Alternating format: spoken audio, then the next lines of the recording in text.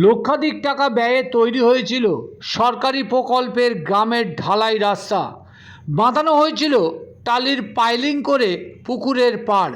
সেই পাড় ধসে ভেঙে ঝুলছে গ্রামের মানুষের চলাচলের মূল পথের ঢালাই রাস্তা।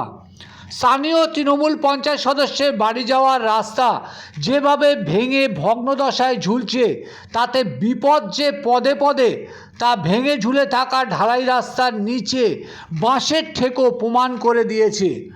এমনই বেহাল চিত্র দেখা গেল দেগঙ্গা সোহাই শেতপুর গ্রাম পঞ্চায়েতের বড় বিশ্বেশ্বরপুর গ্রামে। বিপদের ঝুঁকি নিয়ে চলাচল করছে গ্রামের মানুষজন। কয়েক বছর আগে কয়েক লক্ষ টাকা ব্যয় করে গ্রামের মানুষের সুবিধার্থে পুকুরের পাড় বাঁধাই করে তৈরি হয়েছিল ঢালাই রাস্তা। মাস কয়েক যেতে না যেতে সেই রাস্তার হাল বেহাল। বছর কেটে গেলেও নতুন করে তৈরি হয়নি বা সংস্কার হয়নি সেই রাস্তা। গ্রামের সেই রাস্তা দিয়ে নিয়ে যাওয়া যায় না রুগীর গাড়ি।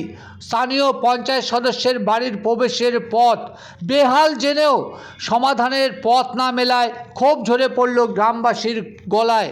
সরকারি প্রকল্পের বোর্ডে বরাদ্দ টাকার পরিমাণ খতিয়ান কতদিন আগে তৈরি হয়েছিল তা দেখার পর প্রশ্ন তোলা যায় কি কাজের মান নিয়ে? ঠিক কী জানাচ্ছেন গ্রামবাসী তা তাদের মুখ থেকেই শুনুন। পাশাপাশি দেখুন এই সেই গ্রামের মধ্যে দিয়ে যাওয়া তৈরি ঢালাই রাস্তা। বলছি, এই যে আপনাদের গ্রামের এই যে রাস্তাটা, এই যে ঢালাই রাস্তাটা, বাড়ির রাস্তাটা কবে তৈরি হয়েছিল? বেশি দিন হয়নি, খুব বেশি হয়নি, বছর দুই তিনেক। হ্যাঁ। এখন কি অবস্থা?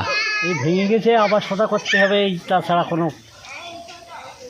ভেঙে কি অবস্থায় আছে? ভেঙে একদম জলে লেবে গেছে, ঝুলছে। হ্যাঁ। তার উপর দিয়ে লোকজন তো যাচ্ছে, হ্যাঁ, ভয় নেই? যাচ্ছে। ভয় নেই? হ্যাঁ, তা ভয় নেই? হ্যাঁ, ভয় তো আছে। কি ভয়?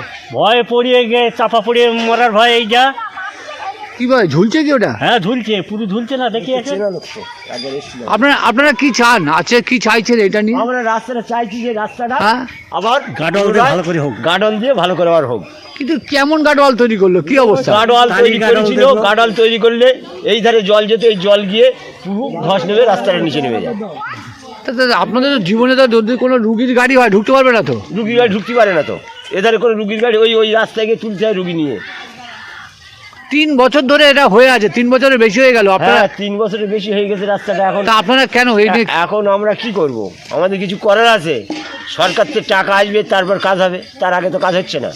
কিন্তু আপনাদের দুর্ভোগ আছে তো? আমাদের দুর্ভোগ সবসময় জন্য দুর্ভোগ। এই রাস্তাটা আমার বেরোতে পারেনি ভালোভাবে।